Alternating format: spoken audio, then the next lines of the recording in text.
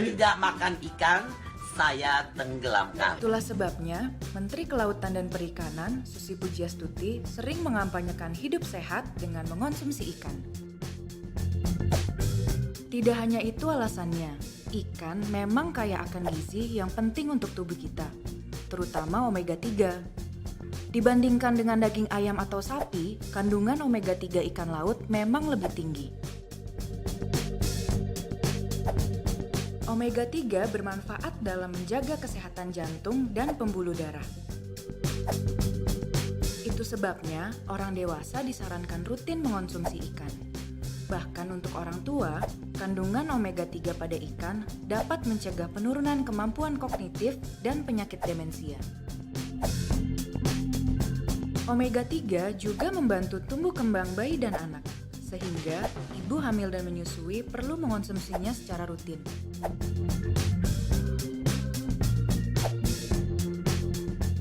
Ini terbukti dari studi yang dilakukan tim peneliti University of Pennsylvania terhadap 541 anak usia 9 sampai 11 tahun di Tiongkok yang dimuat di jurnal Scientific Reports Desember 2017. Dari penelitian tersebut diketahui ada korelasi antara makan ikan, kualitas tidur, dan tingkat kecerdasan anak. Anak-anak yang rutin makan ikan, setidaknya sepekan sekali, kecerdasannya lebih tinggi dibandingkan yang jarang atau sama sekali tidak makan ikan. Dengan rutin makan ikan, mereka juga bisa tidur lebih nyenyak.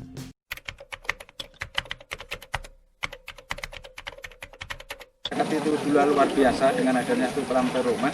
Ini kami tergugah dengan teman-teman perangkat maupun lembaga untuk menganggarkan lagi di tahun 2020. 2020 kita anggarkan lagi sehingga nanti harapan kami dan kami akan berusaha sampai berhasil Girimulia menjadi kampung ikan. Nah, ketika itu nanti tahun 2020 kita anggarkan lagi, kemudian kita tindak lanjuti untuk berikutnya. Dan ini kami akan mempelajari kepada petani-petani yang ada di Desa Girimulia. Di samping nanti kita pertama memang hanya kita beri kail. Kalau kita pikir satu rumah hanya 250 itu tidak apa-apa untuk sebesar mengadakan kolam ikan. Tapi ini adalah harapan kami, peran serta masyarakat itu bisa tumbuh karena dipancing oleh desa, dipancing oleh kegiatan. Hingga nanti terutama ini sudah dilakukan oleh teman-teman atau masyarakat Desa Girimulia bahwa dalam kami menyampaikan ikan ini ada yang berhasil dan ada yang tidak. Ketika belum berhasil, ternyata masyarakat sudah antusias untuk pengadaan sendiri. Nah, ini adalah salah satu antusias masyarakat. Kemudian insya Allah nanti di tahun 2020 selain nanti kita pemberdayaan lewat kolam ikan, akan kami dampingi dengan program satu rumah satu warung hidup.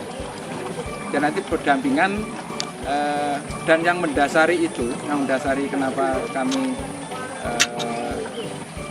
insya Allah akan mencanangkan satu rumah satu warung hidup, karena nun sewu masyarakat kami potensi wilayah ada, tempat ada, air ada, ternyata setiap pagi itu nyanggrong di jalan nunggu bakul sayur.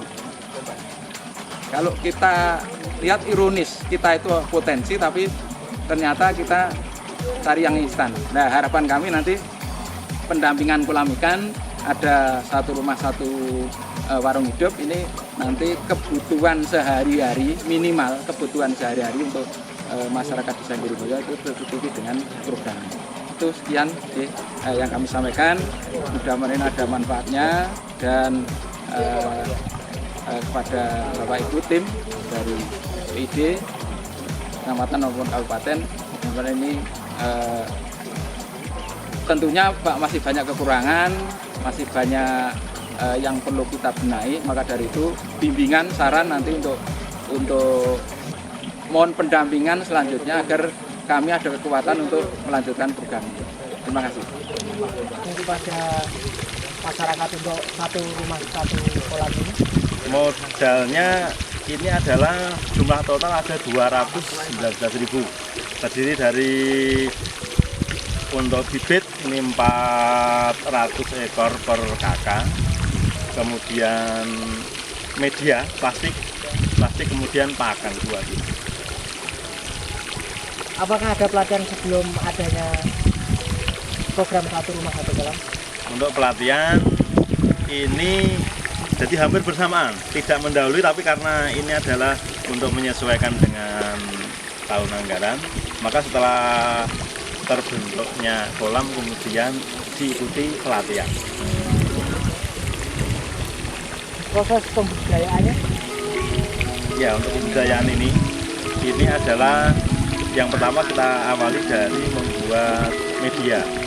Medianya untuk lebih awetnya karena kita airnya hanya terbatas, maka pemerintah desa menyediakan dengan media plastik ini dengan berukuran untuk kolam 2x4 itu, maka pertama adalah menggali tanah dengan kedalaman 75 cm, lebarnya 2 meter dan panjangnya 4 meter. Kemudian plastiknya kita masukkan, kita isi air kira-kira sekitar 70 cm. Kemudian setelah 70 cm kita kasih air.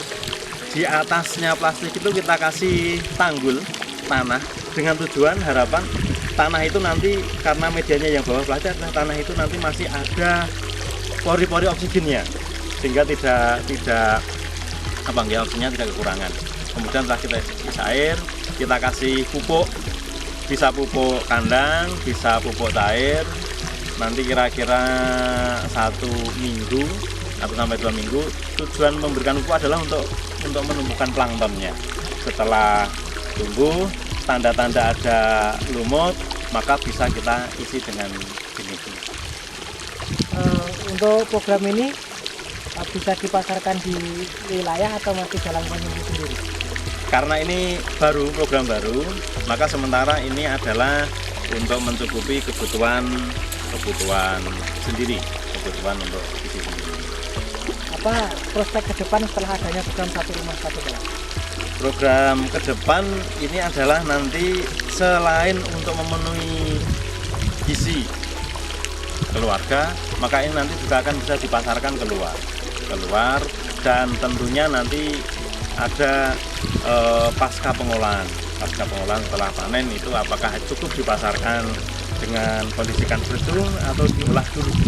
Oke, jadi untuk prospeknya ke depan pastinya, karena untuk wilayah sini pun biasanya kebutuhan ikan itu masih mendatangkan dari luar daerah, maka sepertinya itu sangat mendukung untuk dipasarkan. Ada kendala ketika budidaya ikan di satu rumah satu kolam ini? Ya, karena ini baru sifatnya pertama, maka pertama adalah untuk mengatasi cuaca itu yang agak sulit, karena kadangkala cuaca yang tidak bersahabat itu menimbulkan banyak kematian. Ya. Dan yang kedua adalah beberapa penyakit yang belum bisa diatasi, misalnya mata keluar, bercak merah dan sebagainya. Maka nanti dengan adanya pelatihan dan pengalaman mungkin itu nanti akan bisa teratasi. Harapan selanjutnya dengan adanya program ini? Harapan dari masyarakat kepada pemerintah desa mungkin nanti mengharapkan setelah adanya bantuan yang pertama ini saya nilai ini adalah betul-betul bantuan yang bisa produktif. Kalau sementara pelatihan yang ada kan pelatihan selesai kemudian kadang berhenti. Tapi dengan adanya kolam itu, maka seandainya pun dengan 400 ekor itu mati 10, maka masih ada 390 ekor lagi yang akan berkembang. Dan itu harapannya nanti juga masih ada pelatihan yang lain, dan seyogyanya nanti juga ada tidak hanya konsumsi tapi bagaimana untuk pembibitan, sehingga bisa mengumpulkan bibit sendiri, dan tentunya nanti ada bantuan-bantuan untuk misalnya peralatan bagaimana untuk menambah oksigen dan sebagainya. Itu harapan dari masyarakat. tersebut. Terima kasih. Kita bersyukur pada Tuhan atas makanan bergizi yang Tuhan berikan kepada kita. Berdoa mulai.